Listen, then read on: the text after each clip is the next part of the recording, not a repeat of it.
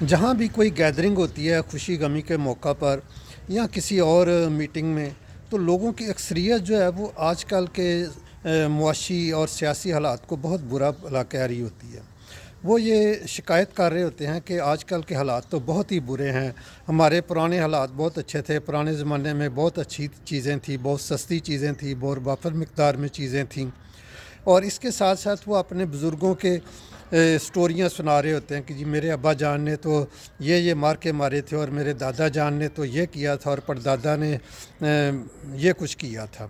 تو ایسے لوگ جو ہیں یہ ان کی جو ایٹ دی ڈے یعنی جو پریزنٹ ہے اس میں ان کے حالات کو اتنے اچھے نہیں ہوتے ہیں، اور یہ اس کے متعلق کوئی ان کی پلاننگ بھی نہیں ہوتی ہے کہ ہم نے اپنے آج کو کس طرح بہتر کرنا ہے۔ اگر یہ اپنے آج کو بہتر کریں گے تو پھر ان کا کوئی فیوچر بہتر ہو سکتا ہے،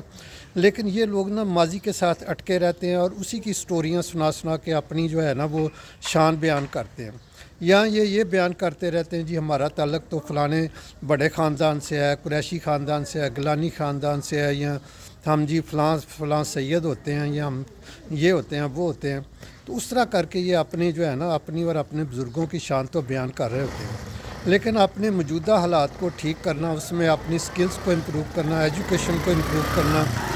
یا اپنے فیوچر کو بہتر بنانے کے لیے کوئی پلاننگ کرنا، کوئی روڈ میپ بنانا، یہ ان میں شامل نہیں ہوتا ہے۔ اب اس قسم کا رویہ کسی انڈیویجول کا ہو یا کسی قوم کا ہو، وہ بالآخر غلامی کا شکار ہو جاتی ہے۔ آپ یہ دیکھیں کہ ہمارے لوگ انڈیویجول سطح پر بھی جو ہیں وہ تنزلی کا شکار ہیں، اور ان کو جو بزنس کرتے ہیں تو اس میں سوائے دھوکہ دہی، بے ایمانی اور کسٹمر کو لوٹنے کے علاوہ کچھ نہیں کرتے ہیں۔ آپ نے دیکھا ہوگا، اور میں نے بھی دیکھا کہ میرے گرد و نواح میں جو مارکیٹس ہیں وہاں ہر مہینے 2 مہینے بعد کوئی نہ کوئی بزنس بند ہو جاتا ہے، اور اس کی بنیادی وجہ یہ نہیں ہوتی کہ کاروباری حالات خراب ہیں، اس کی بنیادی وجہ یہ ہوتی ہے کہ وہ بزنس کرنے والے کا ایتھکس کوئی نہیں ہے، وہ لوٹ مار کرنا یا بے ایمانی کرنا یا ملاوٹ کرنا یا سب سٹینڈرڈ چیزیں سیل کرنے کی وجہ سے بند ہو رہے ہوتے ہیں۔ تو اس طرح ہمیں قومی سطح پر بھی ہم دیکھیں تو ہم معاشی غلام بن چکے ہیں۔ ہمارے جو IMF ہے اس نے ہمارے ملک کو مکمل طور پر اپنے شکنجے میں لیا ہوا ہے، اور جو کچھ وہ کہتے ہیں ہم وہ کرنے پر مجبور ہوتے ہیں۔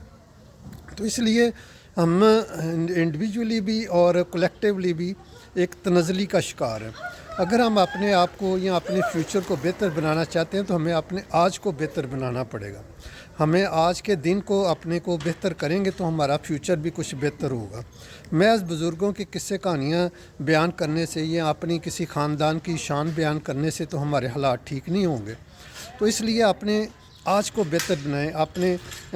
جو سکلز ہیں ان کو امپروو کریں، اپنی جو بزنس ایتھکس ہیں ان کو امپروو کریں، اپنا جو اخلاقی رویہ اس کو ٹھیک کریں، اور قرآن پاک میں جو ہمیں انسٹرکشنز دی گئی ہیں ان کے مطابق اگر ہم اپنے بزنس کو، اپنی انڈیویجول لائف کو، اپنی گھریلو لائف کو ٹھیک کریں گے تو پھر ہی ہم اجتماعی سطح پر بھی ٹھیک ہو سکتے ہیں، تو اس کے ساتھ ہی پھر ہماری کوئی ترقی بھی ہو سکتی ہے۔